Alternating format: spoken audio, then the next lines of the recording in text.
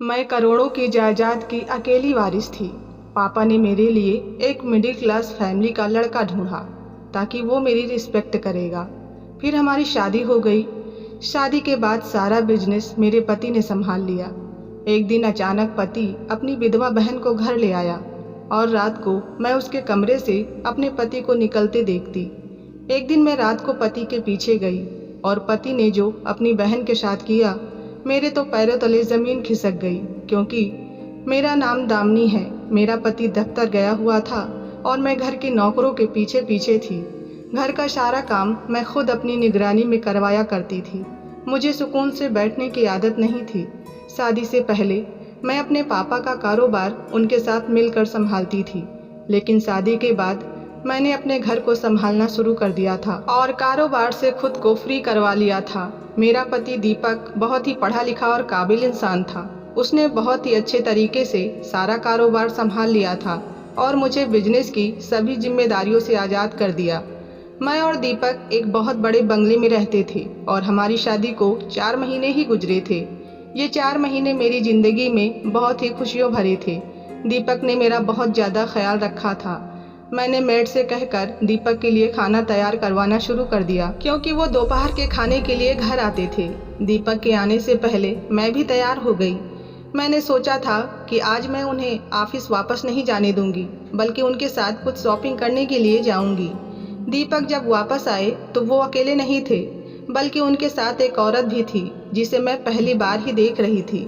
दीपक ने मुझे बताया कि ये उनकी विधवा बहन अंजू है, जो अपने ससुराल वालों के साथ गुजारा कर रही थी, लेकिन अब उनके ससुराल वालों ने उसे घर से निकाल दिया है और दीपक के सिवा उसका कोई नहीं है।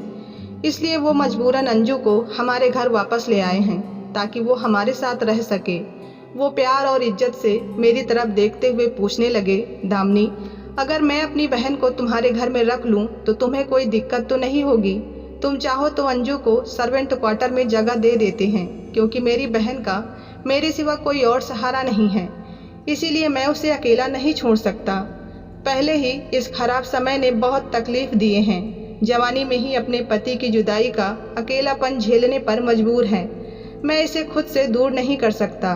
दीपक की आंखों की नमी देखकर मैं तड़प उठी। मैंने नाराजगी जाहिर करते हुए कहा कि दीपक, आप कैसी बातें कर रहे हैं? आपकी बहन मेरी भी कुछ लगती है, और अंजू को सर्वेंट क्वार्टर क्यों दूंगी? हमारा इतना बड़ा बंगला है, बहुत सारे कमरे खाली पड़े हैं। आप जो चाहें अंजू को वो कमरा दे सकते हैं। मेरी बात सुनकर दीपक का चेहरा खिल उठा। वो मेरा हाथ पकड़कर कहने लगे कि दामिनी, मैं तुम्हारा एहसानमंद रहूँगा। मैंने उनसे कहा कि अगर आपने एक बार भी दोबारा ऐसी बात कही तो मैं सचमुच आपसे नाराज हो जाऊंगी। और उसके बाद मैंने अंजू को भी गले से लगाया और दीपक से कहा कि आप इसे अपने कमरे में ले जाएं, मैं सबके लिए खाना लगाती हूँ। दीपक ने अंजू को हमारे बराबर वाले कमरे में जगह दे दी। अब मैंने सबके लिए खाना लगा दिया। थोड़ी ही देर में दीपक और अंजू भी खाने के लिए चले आए थे। मैं दीपक की बहन के बारे में कुछ भी नहीं जानती थी और ना ही शादी से लेकर आज तक दीपक ने कभी अपनी बहन का जिक्र किया था। अंजू बहुत ही मासूम और खूबसूरत सी थी। वो सर झुकाए बैठी खाना खा रही थी और मैं अंदर ही अंदर सोच रही थी कि किस्मत ने इस बेचारी पर कैसा सितम ढाया है। भरी जवानी में ही विधवा हो गई और कोई सहारा भी नहीं बचा। थोड़ी देर के बाद जब दीपक कमरे में आए तो मैंने उनसे पूछा कि आपने आज तक कभी भी मुझसे किसी बहन का जिक्र नहीं किया। आपकी बहन तो बहुत ही प्यारी है। आप मुझे पहले ही इसके बारे में बताते तो हम खुद उसे उसके ससुराल से यहाँ ले आते।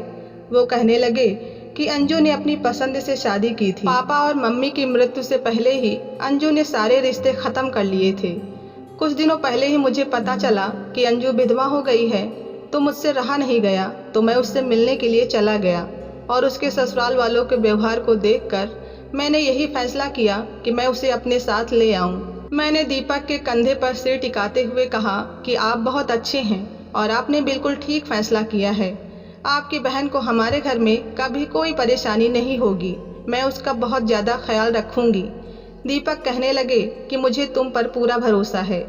मेरी और दीपक की शादी मेरे पापा की पसंद से हुई थी। मेरे पापा के दफ्तर में दीपक एक इंजीनियर की नौकरी करते थे और पापा को उनकी ईमानदारी, मेहनत और लगन बहुत ज़्यादा अच्छी लग गई थी। मैं पापा की फैक्ट्री संभालती थी और पापा दफ्तर में बैठते थे। मेरी भी दीपक से कई बार मुलाकात हुई थी, लेकिन उस वक्त मुझे ये पता नहीं था कि दीपक मेरी ज़िंदगी के हमसफ़र बन जाएंगे। जब पापा की तबीयत कुछ खराब हो गई और पापा को लगा कि अब उन्हें मेरी शादी कर देनी चाहिए ताकि वो मुझे अपने घर में खुश देखकर सुकून हासिल कर सके, तब पापा ने मेरे लिए रिश्ते देखने शुरू कर दिए। अपनी ही बराबरी में रिश्ते देखते ही देखते कुछ वक्त गुजर गया, लेकिन पापा को कोई लड़का समझ न आया, क्योंकि हम बहुत ज़्यादा अमीर थे और हमारी जैसी फैमिलीज में ज़्यादातर लड़के पसंद की शादियाँ करते हैं या फिर गलत कामों में आ जाते हैं। फिर ना जाने क्यों एक दिन पापा ने अचानक ही दीपक को मेरे लिए चुन लिया। जब पापा ने मुझे दीपक के बारे में बताया तो मैं हैरान रह गई, क्योंकि वो किसी भी तरह हमारी बराबरी का नहीं था। लेकिन पापा कहने लगे कि बेटा वो एक मिडिल क्लास फैमिली से है और बहुत शरीफ लड़का है। मुझे यकीन है कि वो तुम्हारी कदर करेगा और कभी तुम्हारे साथ बुरा करने के बारे में नहीं सोचेगा। मैं चाहता हूँ कि तुम्हारी शादी किसी ऐसे इंसान से हो जो तुम्हारी कदर करे। दीपक से अच्छा मुझे और कोई नहीं लगा जिससे मैं तुम्हारा रिश्ता तय कर सकूं। तुम मेरे करोड़ों की जायदाद की मालकिन हो। दीपक एक समझदार और मेहनती इंसान है। वो तुम्हारे साथ मिलकर मेरे कारोबार को बहुत आगे तक ले जाएगा और तुम दोनों एक बहुत अच्छी ज़िंदगी गुजार सकोगे। पापा की इस बात को मैं पहले से ही मानती थी कि दीपक एक बहुत ही मेहनती इंसान है। मैंने उसे कंपनी में बहुत ही लगन के साथ काम करते हुए देखा था। पापा ने दीपक के बारे में जो कुछ पता किया था उसके मुताबिक दीपक के माँ बाप का निधन हो गया था और वो अकेला ही अपने घर में रहा करता था। ये जानकर तो पापा और भी ज़्यादा बेफिक्र हो गए कि उसके साथ कोई रिश्ता नहीं है, इसीलिए उसका सारा वक्त और प्यार मेरे लिए होगा। पापा ने एक दिन मौका देखकर दीपक से हमारे रिश्ते की बात की तो वो हैरान रह गया। मैंने और दीपक ने एक दो मुलाकातें की और हमारा रिश्ता पक्का हो गया। दीपक के कहने के मुताबिक पापा ने मेरी और उसकी शादी बहुत अच्छे से कर दी। शादी के बाद मैं और दीपक पापा के दिए हुए बंगले में आकर रहने लगे। दीपक मेरा साथ पाकर बहुत खुश था। शादी के बाद वो कहने लगा कि तुम घर में आराम करो और दफ्तर और काम की जिम्मेदारियां मुझ पर छोड़ दो। मैं पापा के साथ मिलकर सब कुछ संभाल लूँगा। मैं बहुत वक्त से पापा के साथ जिम्मेदारियां संभाल रही थी और अब थोड़ा सुकून चाहती थी और उसने मुझे सुकून देकर खुश कर दिया। दीपक मेहनत से पापा के साथ मिलकर उनका कारोबार संभाल रहा था और मैं पूरी तरह घर गृहस्थी में लग गई। पापा पहले से ज़्यादा बीमार रहने लगे थे। उन्होंने भी सब कुछ दीपक को ही सौंप दिया। वो कभी कभार दफ्तर के चक्कर लगा लेते और दीपक को काम करता देखकर बहुत खुश होते। उसने हमारे कारोबार को बहुत बुलंदियों पर पहुंचा दिया था। दिन बहुत ही खूबसूरती से गुजर रहे थे और मैं अपनी किस्मत पर खुश थी। जब अंजू हमारी ज़िंदगी में आई तो हम 2 से 3 हो गए। दीपक हमेशा की तरह दफ्तर चले जाते और मैं घर के कामों के साथ साथ कभी कभार अंजू के कमरे में जाकर उससे बात भी कर लिया करती थी। वो बहुत ही कम बात करती, लेकिन मुझे उसकी आदत और मिजाज बहुत अच्छा लगता था। मैं जब भी उसके कमरे में जाती तो वो खामोशी से मेरी बातें सुनती रहती और कुछ न कहती। शायद हालात ने उसे बहुत ज़्यादा तकलीफ़ पहुंचाई थी और मुझे ये तकलीफ़ उसकी आंखों में दिखाई देती थी। मैं चाहती थी कि अंजू भी ज़िंदगी की तरफ वापस लौट आए, इसीलिए मैं उसे कमरे से बाहर आने को कहती रहती। एक दिन जब दीपक दफ्तर से वापस आए तो थोड़ी देर बाद अंजू के कमरे से होकर मेरे पास आए और कहने लगे कि तुम अंजू के कमरे में ना जाया करो, उसे कुछ वक्त के लिए अकेले छोड़ दो, वो खुद ही अपने दुखों से निकल आएगी। उसे किसी से भी अपने दुख के बारे में बात करना अच्छा नहीं लगता। तुम्हारे बार बार उससे बात करने से वो परेशान हो जाती है और यहाँ से जाने की बात करती है। ये सुनकर मैं परेशान हो गई कि कहीं दीपक मुझे गलत ना समझ लें, इसलिए मैंने उनसे कहा कि मैं तो बस उसे ज़िंदगी की तरफ लौटता हुआ देखना चाहती थी। दीपक मेरा हाथ पकड़कर कहने लगे कि मैं जानता हूँ दामिनी, तुम्हारे इरादे बहुत ही साफ हैं, लेकिन इस वक्त वो अकेलापन चाहती है, इसलिए उसे अकेला रहने दो। मैंने दीपक से वादा किया कि मैं अंजू को परेशान नहीं करूँगी। वैसे भी आजकल मेरे पास बहुत ही ज़्यादा काम था। मैं रात को जल्दी सोने लगी थी और सुबह बहुत देर से मेरी आँख खुलती थी। दीपक मेरे उठने से पहले दफ्तर जा चुके होते और बहुत कम वक्त में मुझे उनके लिए खाना तैयार करवाना होता और घर के कामकाज भी देखने होते। हर वक्त मुझ पर थकान सी छाई रहने लगी और मुझसे घर के काम भी ठीक से नहीं होते थे, जबकि काम तो नौकरों को करने होते थे, मैं सिर्फ नज़र रखती थी। मैं ज़्यादातर वक्त अपने कमरे में गुजारने लगी थी, क्योंकि थोड़ी देर में ही मैं थक कर चूर हो जाती थी। मेरे बंगले में एक सबसे पुरानी नौकरानी थी जो बहुत भरोसेमंद थी। मुझे उस पर बहुत भरोसा था, इसलिए मैंने घर की जिम्मेदारी उसे सौंपी थी और खुद आराम करने लगी। मैं कहीं भी लेटती तो सो जाती, जबकि पहले ऐसा नहीं था। मैं सारा दफ्तर संभालती, घर भी, लेकिन कभी थकान का एहसास नहीं होता था। तबीयत इतनी अजीब रहने लगी थी कि मैंने रात में कॉफ़ी पीना भी कम कर दिया था, जबकि कॉफ़ी के बगैर मैं कभी सोती नहीं थी। दीपक से मैंने यही बात कही तो वो कहने लगा कि मौसम बदल रहा है, शायद इसीलिए तुम्हें ऐसा एहसास हो रहा है। अच्छा है, तुम ज़्यादा आराम किया करो। वो इतनी मोहब्बत से मुझसे बातें करता कि मैं सारी प्रॉब्लम भूल जाती और उनकी आंखों में देखने लगती। अब भी ऐसा ही हुआ था। मैंने अंजू के कमरे में जाना बिल्कुल छोड़ दिया था। वो खाना भी अकेले ही अपने कमरे में खाती थी, इसलिए मुझे उसकी शक्ल भी दिखाई नहीं देती थी। दीपक दफ्तर से घर आने के बाद ही सीधे उसके कमरे में चले जाते और कुछ वक्त उसके साथ गुजार कर वापस मेरे पास आ जाते। मुझे उनका अपनी बहन को वक्त देने पर बिल्कुल भी ऐतराज़ नहीं था, लेकिन एक रात नींद में से मेरी आँख खुली तो मैंने दीपक को बिस्तर पर ना पाया और हैरान हुई कि आधी रात को वो कहाँ चले गए। जैसे ही मैं उन्हें देखने के लिए कमरे से निकली तो मैंने दीपक को अंजू के कमरे से निकलते हुए देखा। मैं हैरान थी कि आधी रात को दीपक का अंजू के कमरे में क्या काम है, लेकिन फिर मुझे लगा कि शायद उसे देखने के लिए गए होंगे। मैंने दीपक को कुछ न कहा और इससे पहले कि मेरी तरफ देखते मैं खुद ही कमरे में वापस आकर सोने के लिए लेट गई। ये सिलसिला चल निकला। अक्सर ही रात को मेरी आँख खुलती तो दीपक कमरे में मौजूद ना होते। मुझे ये बात समझ नहीं आती थी कि दीपक का आधी रात को अपनी बहन के कमरे में जाना क्यों ज़रूरी है, जबकि वो दफ्तर से आते ही अपनी बहन के कमरे में जाते हैं। मुझे दीपक के बगैर दोबारा नींद नहीं लगती थी और जितनी देर वो कमरे से बाहर रहते मैं अजीब करवटें बदल बदल कर सोती। एक रात ऐसा ही हुआ कि मेरी आँख खुली तो दीपक कमरे में मौजूद नहीं थे और मुझे दोबारा नींद नहीं आ रही थी। अंजू से मेरी मुलाकात हुए भी काफ़ी दिन हो गए थे। मैंने सोचा कि मैं भी उन दोनों के साथ बैठ जाती हूँ। मैं अपने कमरे से निकलकर अंजू के दरवाजे तक पहुँची तो दरवाज़ा पूरी तरह बंद नहीं था और अंदर का नज़ारा कुछ कुछ मुझे नज़र आ रहा था। इस मंजर ने मेरे होश उड़ाकर रख दिए। मैं सोच नहीं सकती थी कि अपनी बहन के साथ आधी रात को दीपक ये भी कर सकते हैं। मेरे लिए खड़े रहना मुश्किल हो गया। अंदर से आती आवाज़ों ने तो मेरे बोलने की ताकत भी छीन ली थी। दीपक अंजू को सीने से लगाए बैठे थे और उसे प्यार कर रहे थे, पर ऐसी मोहब्बत एक बहन भाई के बीच किसी भी सूरत में नहीं हो सकती।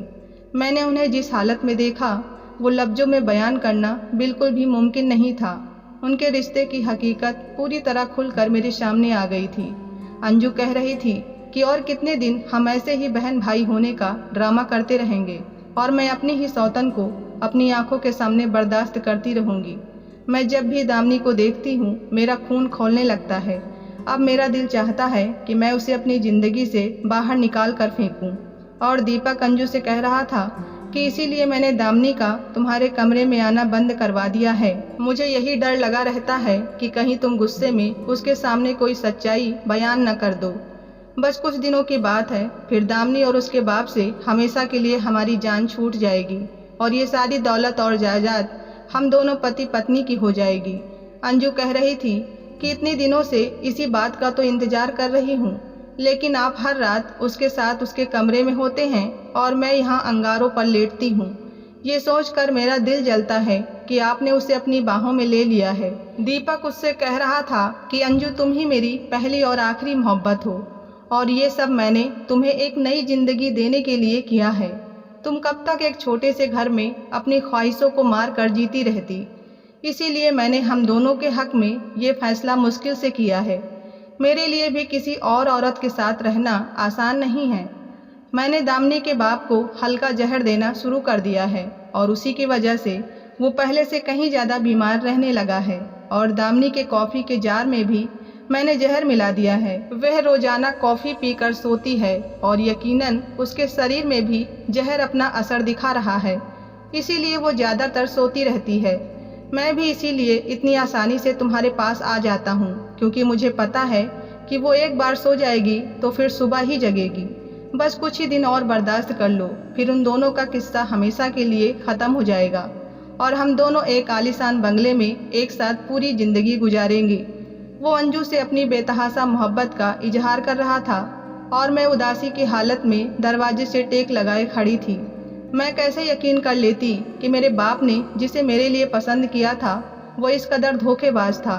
दीपक के लिए मैं सिर्फ और सिर्फ एक प्राइस ब्रांड थी जिसके जरिए वो अपनी ज़िंदगी बदलना चाहता था। मेरे बाप को भी उसने मौत के करीब पहुंचा दिया था और वो जल्दी ही मुझसे छुटकारा पाना चाहता था।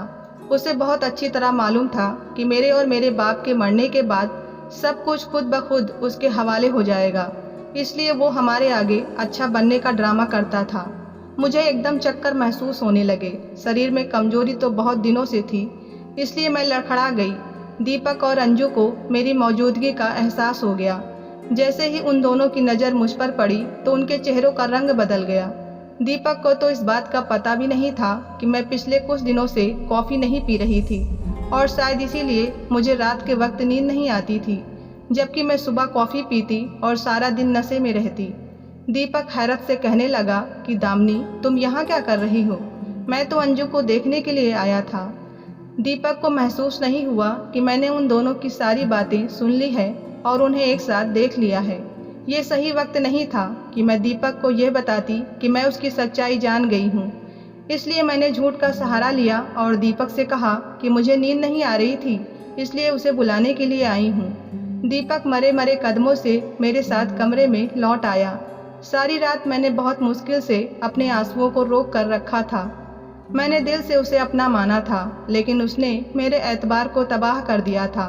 सुबह होते ही दीपक दफ्तर के लिए निकल गया और मैंने मौका देखकर एसीपी साहब को फ़ोन मिलाया, जो मेरे पापा के दोस्त थे।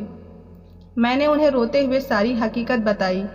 उन्होंने मुझे यकीन दिलाया कि वो सब कुछ ठीक कर देंगे और थोड़ी ही देर में कुछ पुलिस वालों के साथ हमारे घर चले आए और सबसे पहले अंजू को कमरे में बंद कर दिया। मेरी कॉफ़ी के जार को अपने कब्जे में लेकर उसका टेस्ट करवाने के लिए भेज दिया ताकि ये साबित हो सके कि दीपक ने मुझे जहर देने की कोशिश की है। एक लेडी कांस्टेबल को बुलाकर अंजू से भी पूछताछ शुरू कर दी गई, तो वो भी किसी रट्टू तोते की तरह सच बोलती चली गई। दीपक जानता था कि मेरे पापा मेरे लिए रिश्ता देख रहे हैं, इसीलिए उसने सबसे पहले अंजू को छोड़कर एक दूसरा घर किराए पर लिया और जानबूझकर पापा की नज़रों के आगे हीरो बन गया। उसकी किस्मत रंग दिखा गई और पापा को अपने जाल में फंसाने में वो कामयाब हो गया। अंजू और दीपक ने एक दूसरे से लव मैरिज की थी और अब वो दोनों गरीबी के हाथों तंग आ चुके थे और एक अच्छी ज़िंदगी गुजारना चाहते थे, जिसके लिए उन्होंने मेरी ज़िंदगी बर्बाद करने का फैसला किया। दीपक इस कदर आगे बढ़ गया कि उसने मेरी और मेरे बाप की जान लेने को भी मुश्किल न समझा। अंजू के बयान ने सारे मामले को इस कदर आसान बना दिया था कि एसपी साहब ने फौरन ही दीपक को भी गिरफ्तार कर लिया। मैंने मुकदमा दायर कर दिया था और अपने पापा का इलाज करवाना शुरू कर दिया। उनके शरीर में काफ़ी जहर जा चुका था, जिसकी वजह से वो बिस्तर पर पड़ गए थे। आज दीपक और अंजू जेल की सलाखों के पीछे थे और अपनी लालच का अंजाम भुगत रहे थे। मैंने और पापा ने नए सिरे से कारोबार को देखना शुरू कर दिया था और हम अपनी ज़िंदगी में आगे बढ़ गए थे। कभी कभी कुछ लोग जैसे दिखाई देते हैं वैसे बिल्कुल भी नहीं होते, इसलिए अपनी बेटी की शादी का फैसला बहुत छानबीन के बाद करें। कहानी पसंद आई हो तो वीडियो को लाइक करें, चैनल को सब्सक्राइब करें और अपने फैमिली फ्रेंड्स में शेयर करें। मिलते हैं नई कहानी के साथ, तब तक के लिए धन्यवाद।